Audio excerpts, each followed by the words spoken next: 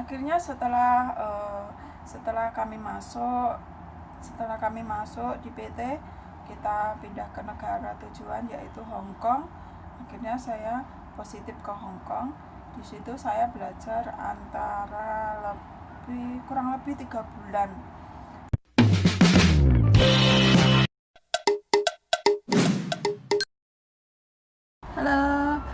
Halo guys, assalamualaikum warahmatullahi wabarakatuh. Selamat siang, salam sehat buat sobat semuanya. Saya mau berbagi cerita ya, tentang pengalaman saya, keseruan saya waktu di penampungan atau waktu di PT.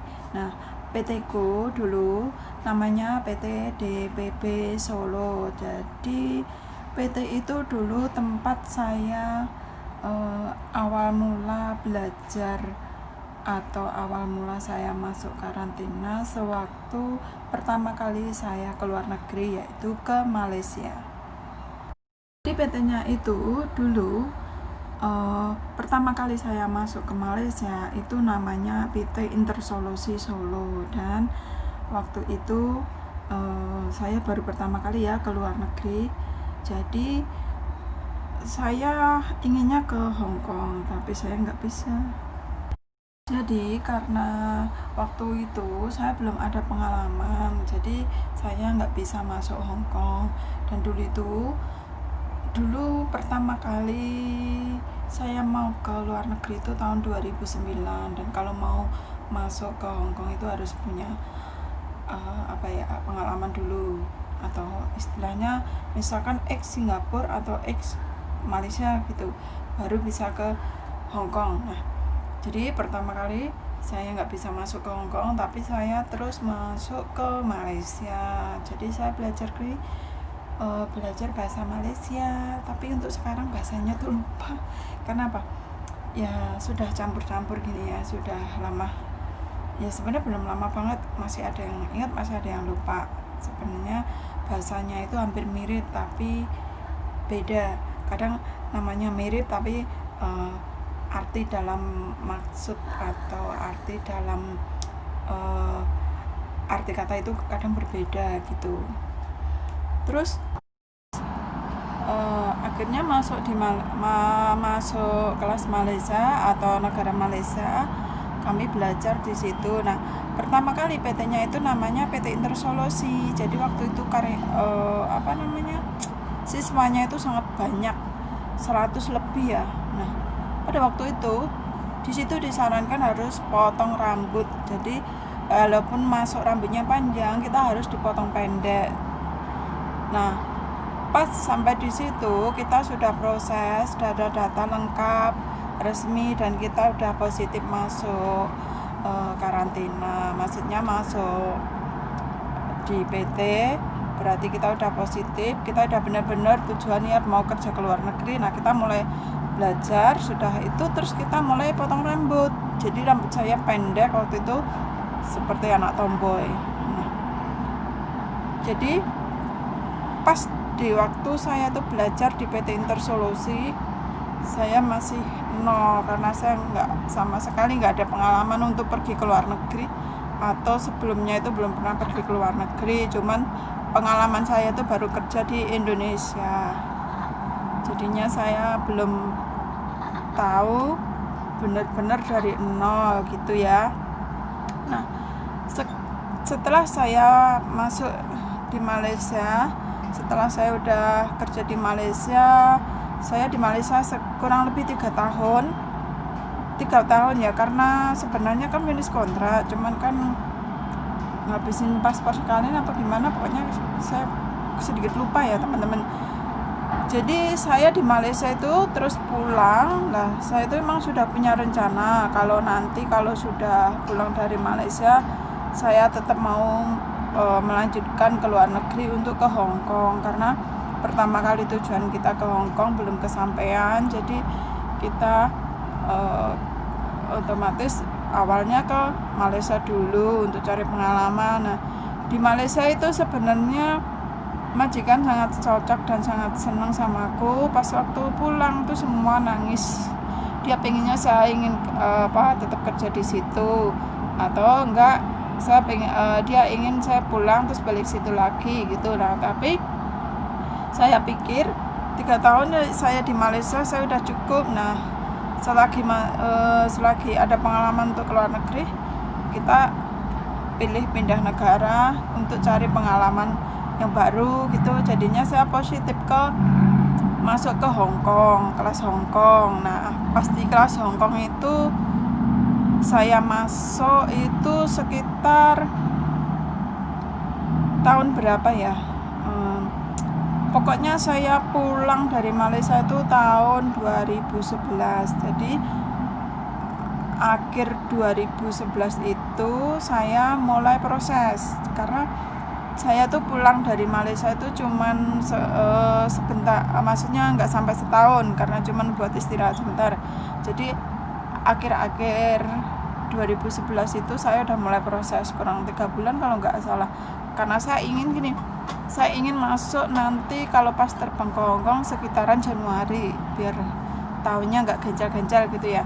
Nah jadi kurang 3 bulan tuh saya udah masuk, kalau nggak salah kurang 3 bulan saya masuk, karena diperkirakan nanti di PT kurang lebih 3 bulan itu dalam proses insya Allah udah terbang gitu ya, menurut kita, menurut kecerdikan kita gitu maksudnya. Jadi akhirnya setelah kami masuk di PT, kita pindah ke negara tujuan yaitu Hong Kong. Akhirnya saya positif ke Hong Kong. Di situ saya belajar kurang lebih 3 bulan. 3 bulan itu saya sudah terbang ya, karena saya pas datang itu belum ada gurunya. Jadi guru Hongkongnya itu pas baru keluar, belum ada gantinya. Tapi saya udah dapat job. Terus tapi guru baru tuh calonnya udah ada, cuman belum masuk. Jadi pas gurunya sudah datang, ya udah kita terus mulai ngejar pelajaran ya sampai terbang gitu. Jadi pengalaman lucunya gini. Jadi dulu PT itu waktu saya di Malaysia, PT itu namanya PT Intersolusi Solo. Terus setelah saya masuk kedua, saya proses ke Hong Kong, PT-nya sama, cuman sudah diganti nama PT DPB Solo. Nah jadi PT DPB Solo itu dulu manajernya Pak Endro ya kalau nggak salah, yang di situ ya.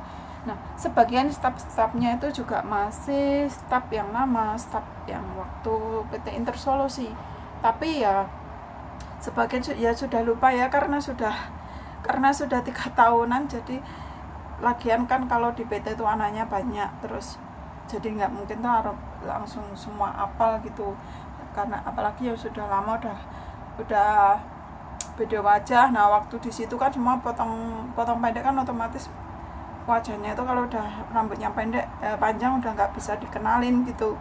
Jadi pas di situ masih ada beberapa staf yang masih aku kenal gitu. Nah terus di situ waktu di PT DPB itu saya tuh jadi wakil ketua, jadi bantu ketua untuk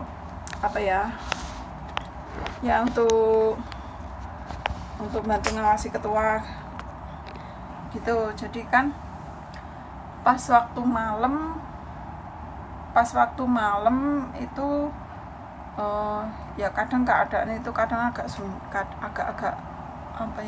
agak mistis, karena di PT ku itu di belakangnya itu kuburan. Jadi di areal belakang itu kebun ya, dapur, kebun, terus kamar mandi. Nah ada tembok lagi, di belakangnya itu kuburan. Jadi kan tempat mesnya itu di atas, ruang atas gitu, lantai atas. Jadi kalau pas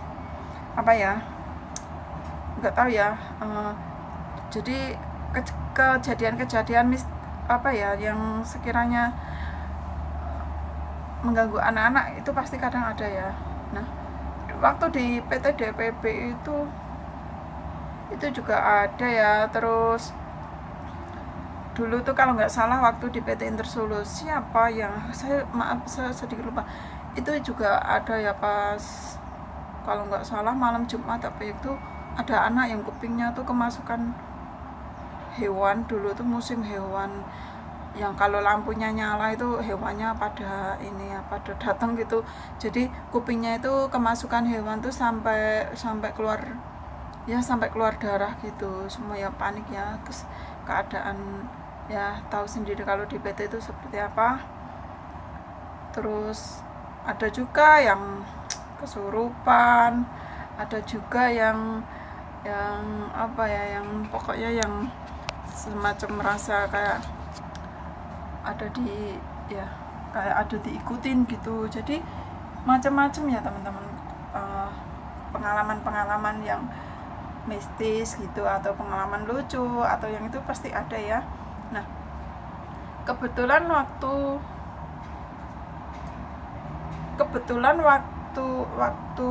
apa namanya, waktu jam malam ya kalau nggak salah tuh sudah tengah malam. Nah, saya itu juga pernah semacam apa ya, setengah tidur setengah enggak, itu pernah seperti anak kecil itu datang kan. Saya juga masih ngawasin anak-anak yang belum tidur. Kadang kita ngasih peringatan buat tidur. Kalau misalkan teman-temannya sudah tidur terus ada yang belum tidur, kita kasih nasihat supaya nggak mengganggu atau apa. Nah, kadang pas itu saya pernah ya juga ada lewat anak kecil itu, perasaan datang ke mes gitu ya, datang ke mes terus, tapi herannya nggak ada yang lihat gitu. Nah, jadi keganjalan gitu tuh apa ya, itu nggak cuman sekali waktu di PT, waktu di masuk kedua di apa ya, kelas Hongkong ya. Nah, waktu sebelum itu, waktu proses yang ke Malaysia dulu, itu dulu juga pernah ada seperti itu ya. Jadi mungkin namanya aja di PT itu orang banyak juga, apalagi di belakangnya juga kuburan ya. Mungkin itu memang cerita-cerita seperti itu. Mungkin teman-teman mungkin tetap ada ya, 1-2 itu pasti ada ya kalau cerita pengalaman di PT gitu. Nah, kalau misalkan ada, komen ya ceritanya apa aja. Kalau saya dulu di PT DPB Solo itu yang waktu ke Hongkong. Nah, waktu ke Malaysia itu PT Intersolusi Solo, tempatnya sama cuman beda nama aja. Iya teman-teman, jadi kalau misalkan apa namanya, teman-teman yang proses untuk mau jadi calon TKW itu pasti selama di PT itu pasti ada ya cerita-cerita mistis, cerita-cerita lucu, atau cerita-cerita yang menarik gitu. Nah, dan tentunya cerita-cerita itu nggak semua sama, dan semua itu memang ya tergantung percaya atau tidak, tapi kebanyakan tuh pasti ada lah gitu. Oh ya, untuk videonya saya stop dulu ya. Lain kali kita cerita lagi, atau kita mengenang masa-masa kita selama di PT. Dan PT-nya kan semua itu beda-bedanya. Oh ya, untuk yang merasa pernah atau yang merasa dari PT DPB Solo atau PT Intersolusi Solo, barangkali melihat video ini, komen ya.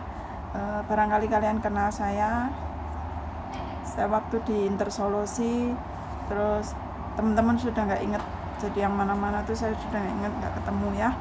Nah, untuk videonya saya ucapkan banyak terima kasih sudah mendukung, dan jangan lupa di like, komen, di subscribe, dan jangan lupa nyalain tombol loncengnya, jadi kalau misalkan saya bikin video nanti tidak ketinggalan gitu. Jangan lupa dukung terus channel kami. Oke, salam sehat buat semuanya, jaga kesehatan, dan semoga selalu berkah, tambah rezeki, sukses, amin. Wassalamualaikum warahmatullahi wabarakatuh. Bye bye.